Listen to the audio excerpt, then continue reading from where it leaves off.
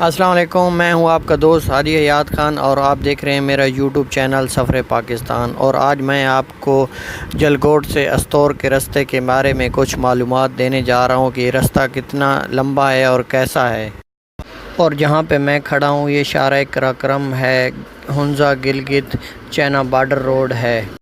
और मेरे दाएं तरफ स्कर्दू रोड है और यहाँ से अस्तोर 44 किलोमीटर है और रास्ता दरमियाना है, ना इतना ख़राब है और ना इतना अच्छा है।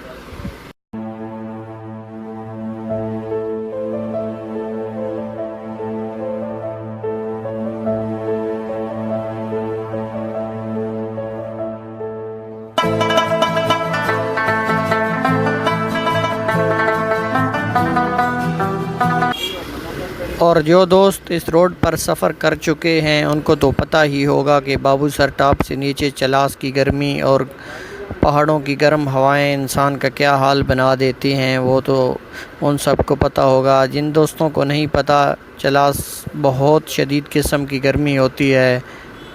कोशिश यही होनी चाहिए कि चलास में नाइट ना ही गुजारें तो बेहतर होगा। बहुत शदीद किस्म की गर्मी है चलास में। चलास की जो सबसे मशहूर चीज़ है वो यहाँ के काले काले और बड़े बड़े पहाड़ मशहूर हैं चलास शहर के।